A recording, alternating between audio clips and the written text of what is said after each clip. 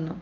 Espero que vocês estejam prontos para poderem realizar a nossa avaliação de ciências, né? Nossa retomada de conteúdos que nós tivemos aí no terceiro bimestre, tá?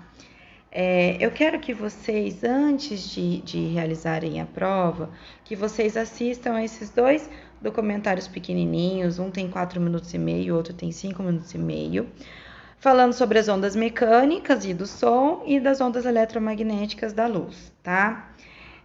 Não se esqueçam, gente, de ler as questões com atenção, ok? Então, vamos lá.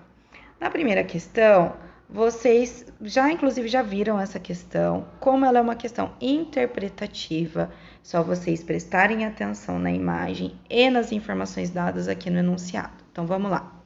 O eletrocardiograma, exame utilizado para avaliar o estado do coração de um paciente, trata-se do registro da atividade elétrica do coração ao longo de um certo intervalo de tempo. A figura representa o eletrocardiograma de um paciente adulto, descansado, não fumante, em um ambiente com temperatura agradável, ou seja, as condições estão ótimas para esse exame. Nessas condições, é considerado normal um ritmo cardíaco entre 60 e 100 batimentos cardíacos por minuto. Com base no eletrocardiograma apresentado, identifica-se que a frequência cardíaca do paciente então vocês vão analisar aqui o eletrocardiograma, não se esqueçam de prestar atenção no tempo, na altura das ondas. Quantas ondas nós tivemos aqui, pessoal? Nesse tempo aqui, tá? Então, ele te falou 60 a 100 batimentos por minuto. Aqui ele não deu em minuto, ele deu em segundos. Mas você consegue transformar esses batimentos aí em 6 segundos, que vocês tiveram em 6 segundos, transformar isso aí para 60 segundos, que é 1 minuto, certo? E aí vocês vão assinalar para dizer se a frequência cardíaca está normal, se está acima do valor, abaixo, próximo do limite inferior ou superior. Aí, na questão 2, ele te dá algumas informações sobre as ondas mecânicas e eletromagnéticas, a diferença entre elas, e ele pergunta, podemos afirmar corretamente que? Aí vocês vão ter que ler e lembrar dos conhecimentos que vocês tiveram aí sobre ondas.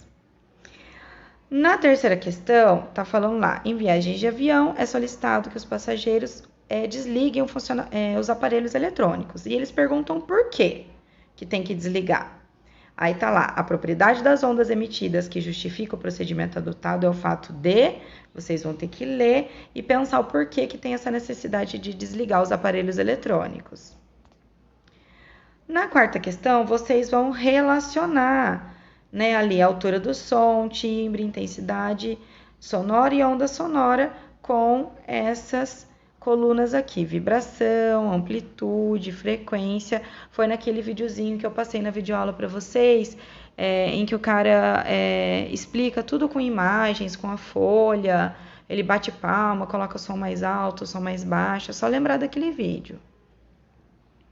Na quinta questão, ele fala o seguinte, o som emitido por uma fonte sonora, por exemplo, uma sirene, pode ser ouvido mesmo que o ouvinte esteja atrás de um obstáculo que se interponha, ou seja, que esteja entre ele e a fonte sonora.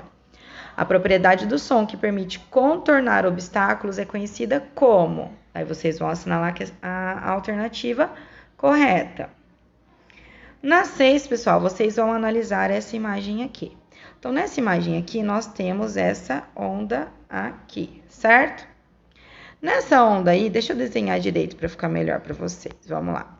Nessa ondinha aqui, que está indo neste sentido, ou seja, alguém deu um impulso daqui e está mandando a onda nesse sentido da direita para a esquerda, certo?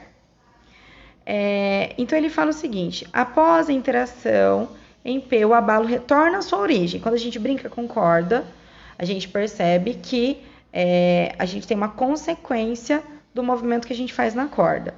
Qual a consequência que vocês acham que retornaria após ser enviado esse pulso aí pela corda? Então, vocês vão selecionar a imagem que corresponde à consequência correta. Prestem atenção nos quadradinhos, hein, pessoal? Quantos quadradinhos essa onda aqui tá tomando? Tá? Prestem atenção nisso. Analise as seguintes afirmações e assinale as verdadeiras. Então, vocês vão colocar quais afirmações são verdadeiras. É só vocês lerem e assinalar as verdadeiras. Leia o texto abaixo para responder a próxima questão.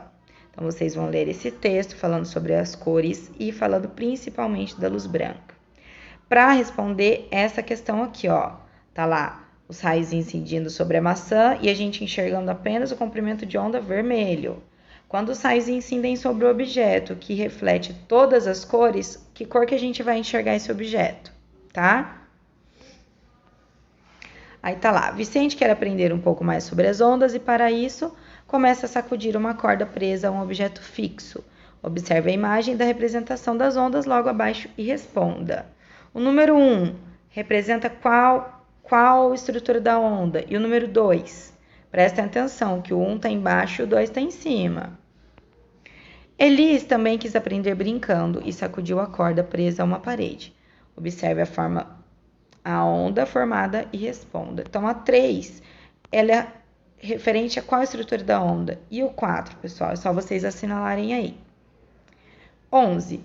A faixa de radiação eletromagnética perceptível dos seres humanos está compreendida entre o intervalo de 400 a 700 nanômetros. Considere as afirmativas a seguir. Vocês vão ler as afirmativas e vão assinalar a alternativa que corresponde às corretas, tá? 12. Para vocês marcarem a errada em relação às ondas, pessoal, fiquem atentos, é a errada que eu quero saber. Aqui, tá falando sobre a influência das ondas na área médica e industrial. Em relação ao raio-x, gente. Então, esses raios são o quê? É só lembrar do videozinho que eu passei lá em cima aí no link do Google Forms, do documentáriozinho, tá? Tá falando aqui sobre os radares. Comparando-se as ondas emitidas pelos radares e pelos sonares, e no texto aí da pergunta tá falando a diferença entre um e o outro, vocês vão ter que assinalar a questão correta aqui, tá? Correta. Vocês vão ler esse textinho sobre radiação e uso na medicina para poder responder a questão 15, dizendo por que os raios gama revolucionaram a questão do diagnóstico na medicina. 16. Você já deve ter brincado alguma vez de pular corda, mexendo a corda como uma cobra. Aí veja a figura abaixo, tá vendo? Ó, o Cebolinha e o Cascão agitando a corda como se fosse uma cobra. Uma extremidade da corda na mão de um amigo e outra na mão de outro colega. O seu amigo produz na extremidade da corda um pulso. Então, alguém vai lá e chacoalha a corda. O que vai acontecer? Essa perturbação que vai se propagar por todos os pontos da corda. O que é isso, gente? Então, vocês vão escolher a alternativa que vai preencher corretamente essa frase aqui, tá? A sucessão de pulsos denominamos o quê? E se ela movimenta a corda, podemos classificá-la de quê? E essa foi a última questão. Certo, pessoal? É isso, gente. Beijos. Até a próxima semana.